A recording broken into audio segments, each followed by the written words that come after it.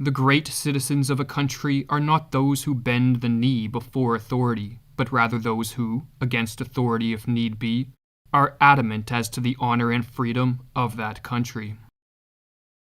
Instead of respect for reason, open dialogue, freedom of speech, and individual and property rights, political systems across the world are becoming increasingly authoritarian. Deceptions and lies, manipulation and propaganda, fear-mongering and psychological operations are all being used to justify political actions and policies that destroy life. How do politicians continue to convince the public to do away with their freedoms in favor of heavy-handed government control? Why are so few people defending liberty when a world absent of it is a world of mass suffering? In this video, we are going to examine these questions. If freedom is regressing today throughout such a large part of the world, wrote Albert Camus, this is probably because the devices for enslavement have never been so cynically chosen or so effective, but also because her real defenders, through fatigue, through despair, or through a false idea of strategy and efficiency, have turned away from her. It is often said that one cannot solve a problem if one is not even cognizant of it, and herein lies one of the reasons freedom is retreating so rapidly from our world. Many people still believe themselves to be free, and as Goethe wrote, none are more hopelessly enslaved than those who falsely believe they are free. Those who believe themselves to be free disregard the fact that to be governed in the modern world is to be watched, inspected, spied upon, directed, law-driven, numbered, regulated, enrolled, indoctrinated, preached at, controlled, checked, estimated, valued, censored, and commanded by beings who have neither the right, nor the wisdom, nor the virtue to do so. Accepting our lack of freedom is a necessary step to counteract this undesirable condition. For so long as we remain in denial of the chains of servitude that are upon us, we will do nothing to cast them aside. But when we acknowledge our chains, we can begin to push back against them and in the process contribute to the creation of a better world, or as Camus noted, the task of men is not to desert historical struggles, nor to serve the cruel and inhuman elements in those struggles. It is rather to remain what they are, to help man against what is oppressing him, to favor freedom against the fatalities that close in upon it. Man's greatness lies in his decision to be greater than his condition, and if his condition is unjust, he has only one way of overcoming it, which is to be just himself. But widespread ignorance as to the lack of freedom is not the only reason why freedom is retreating from the world. Rather, there is also an idea that has infected many minds, and this idea, if not defeated, could prove to be the kiss of death for freedom in our generation. This idea is promoted by most politicians, indoctrinated into the youth at school and via popular culture, and championed by the vast majority of talking heads in the mainstream media. This idea is collectivism. To understand what collectivism is, we must consider the question: does the individual exist for the sake of society, or does society exist for the sake of individuals? Those who adhere to collectivism believe that the individual exists for the sake of society, and therefore that the individual has to subordinate himself to and conduct himself for the benefit of society, and to sacrifice his selfish private interests to the common good. This collectivist mindset is foundational to communism, fascism, and socialism. The common good before the individual good, proclaimed one of collectivism's most infamous adherents. The doctrine of collectivism has been put into practice by many dictators such as Hitler, Lenin, Stalin, Pol Pot, and Mao. Death, destruction, and suffering on a mass scale was the end result in each case. How does placing the good of society above the good of the individual tend towards such unfortunate outcomes? Is it not a display of compassion to sacrifice our personal interests for the greater good of our society? At first glance, collectivism may seem to be a virtuous position to take, but on closer investigation, a philosophical error called the fallacy of misplaced concreteness corrupts the practical application of this ideology. The fallacy of misplaced concreteness occurs when one treats what is merely an abstraction as an entity that exists in the real world. Collectivism, in claiming the individual must sacrifice his or her private interests for the sake of society, takes what is merely a concept, society, and treats such a concept as if it had a concrete existence. But as Carl Jung points out, society is nothing more than a term, a concept for the symbiosis of a group of human beings. A concept is not a carrier of life. In contrast to the individual that has a real existence in the world, society is an abstraction used to represent an ever-changing collection of individuals living and interacting in proximity. As far and as wide as one looks, one will never find a concrete entity called society that we can point to and identify in the manner analogous to how we can identify an individual. Society does not exist apart from the thoughts and actions of people. It does not have interests and does not aim at anything. The same is valid for all other collectives. Or as Carl Jung put it, the nation, like the state, is a personified concept. The nation has no life of its own apart from the individual and is therefore not an end in itself. All life is individual life, in which alone the ultimate meaning is to be found.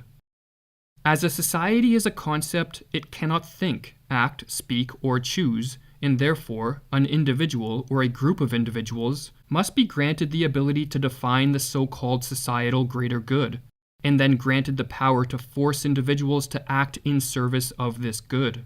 Since the dawn of civilization, it has been ruling classes who anoint themselves the arbiters of the greater good, and so not surprisingly the greater good, more often than not, merely amounts to the good of those in power. Or as the 20th century psychologist Nathaniel Branden wrote, "With such collectivist systems, the individual has always been a victim, twisted against him or herself and commanded to be unselfish, in sacrificial service to some allegedly higher value, called God, or Pharaoh, or Emperor, or King, or society, or the state, or the race, or the proletariat, or the cosmos." It is a strange paradox of our history that this doctrine, which tells us that we are to regard ourselves, in effect, as sacrificial animals, has been generally accepted as a doctrine representing benevolence and love for humankind.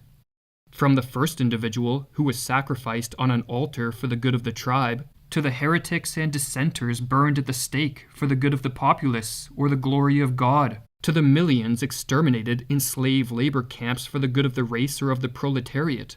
It is this collectivist morality that has served as justification for every dictatorship and every atrocity, past or present.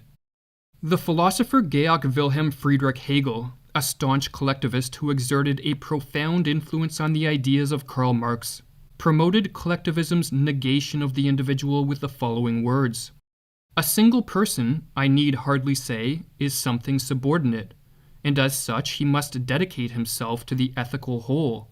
Hence, if the state claims life, the individual must surrender it. All the worth which the human being possesses, he possesses only through the state." Contrary to the philosophical trickery promoted by collectivism, neither the greater good of society, nor the state, nor any other concept used to describe a symbiosis of human beings is superior to flesh and blood individuals, whose spontaneous actions are the real creative and generative force in the world. As the 19th century British philosopher Oberon Herbert wrote, "The individual is king, and all other things exist for the service of the king." Or as he further explained, "The individual is included in many wholes: his school, his college, his club, his profession, his town or county, his church, his political party, his nation. But he is always greater than them all. All these various wholes, without any exception, exist for the sake of the individual. They exist to do his service. They exist for his profit and use." The conviction that the individual is king informed the ideas of the Enlightenment thinkers of the 17th and 18th centuries, and led to a rapid awakening to the vital connection between freedom and the individual rights of life, liberty, and property. Generally speaking, individual rights specify that the only freedom which deserves the name is that of pursuing our own good in our own way, so long as we do not attempt to deprive others of theirs or impede their efforts to obtain it. Each is the proper guardian of his own health, whether bodily or mental or spiritual. Those who support individual rights are not motivated by an insensitivity to the plight and suffering of others, but rather by the recognition that in granting each of us the freedom to pursue our own good, social cooperation, the division of labor, and a prosperous society emerge in a bottom-up manner, and thus the ability to help others also improves. For without the wealth-generating mechanism of freedom, all the good intentions in the world will not clothe, house, and feed the poor. Collectivists claim the opposite. An emphasis on the rights of the individual, they suggest, rather than on the greater good, tends to inhibit social cooperation and promote an atomized population in which every man and woman is an island left to fend for themselves. But here collectivists have it backwards. We are naturally social animals, and so the atomization of individuals only results when a government, under the guise of the greater good, is granted the power to enforce social isolation, or else to sow the seeds of fear and suspicion amongst friends and neighbors. In his classic study of 20th century collectivist political systems, the medical doctor Just Mirlu noted that, behind the Iron Curtain, the most prominent complaint in the totalitarian system was the feeling of mental isolation. The individual feels alone and continually on the alert. There is only mutual suspicion. Carl Jung, who lived through the totalitarianism which swept across mid-20th century Europe, likewise observed, "The mass state has no intention of promoting mutual understanding and the relationship of man to man. It strives for atomization, for the psychic isolation of the individual." The best way to promote social cooperation and a prosperous society is not through top-down centralized control, but to remove the clamps of control and to let individuals make their own choices with respect to their own lives. And this is what a society structured on individual rights accomplishes. Live and let live, as the age-old adage puts it, or as David Kelly explains. Individual rights leave individuals responsible for living their own lives and meeting their own needs, and they provide the freedom to carry out those responsibilities.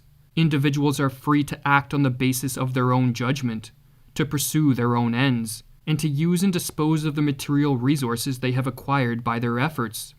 Those rights reflect the assumption that individuals are ends in themselves, who may not be used against their will for social purposes.